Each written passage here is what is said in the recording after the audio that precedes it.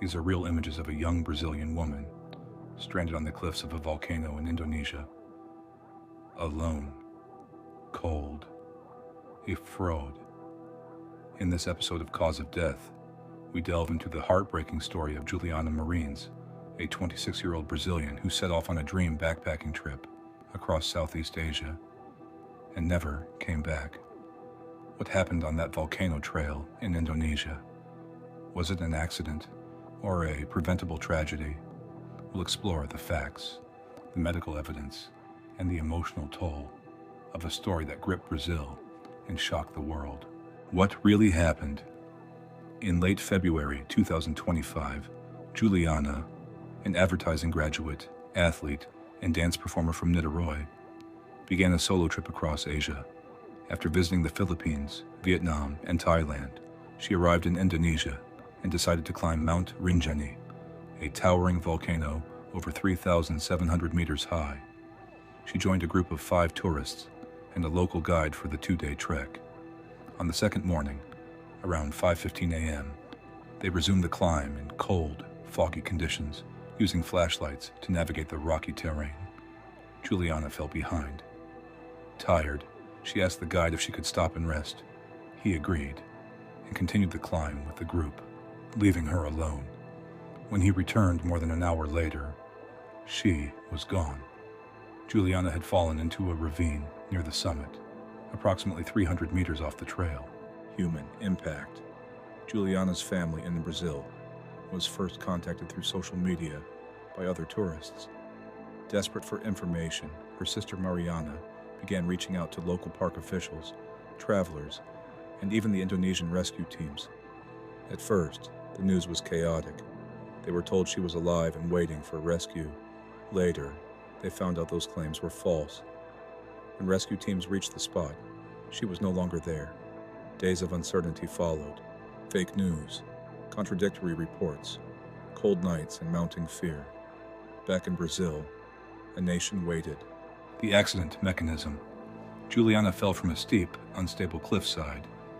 Based on her final location, authorities believe she fell more than once. First from the trail to a ledge, then farther down the ravine. The terrain was loose, visibility was poor, and she had no proper cold weather gear.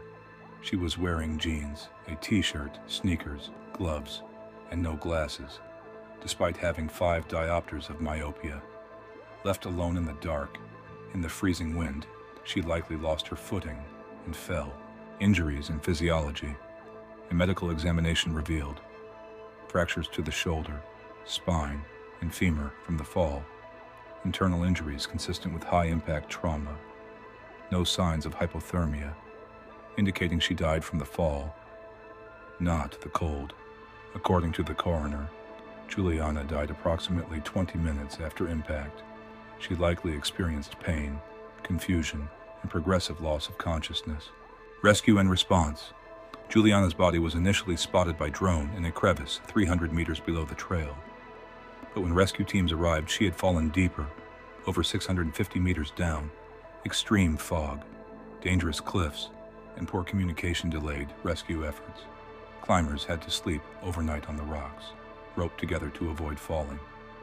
The recovery operation lasted more than 15 hours. Her body was eventually transported to Bali, over 150 kilometers away, because the local hospital lacked forensic capacity. Brazilian diplomats arrived to assist, and President Lula personally called the family to offer support. The government even overturned a 2017 law to fund the repatriation of Juliana's remains. Legal and regulatory aspects. The Indonesian tourism agency responsible for selling the hike gave no immediate response. The family discovered that the guide left Juliana behind, a violation of safety protocol. The case exposed gaps in regulations for adventure tourism in remote, high-risk areas. What if it were you? Before a mountain hike abroad, always check if the tour is certified and insured.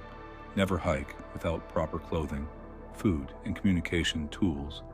Ask if guides are trained to stay with the group. In case you are left behind, stay visible and don't wander. Use mirrors, phones, or flashlights to signal, preserve warmth and energy. Juliana didn't die because she was careless. She died because she was abandoned, alone, cold, and injured in the darkness, a place no one should ever be left in. This isn't just a story about one woman. It's a story about responsibility, awareness, and how a dream trip can turn into a nightmare. Behind every headline, there's a sister, a daughter, a friend.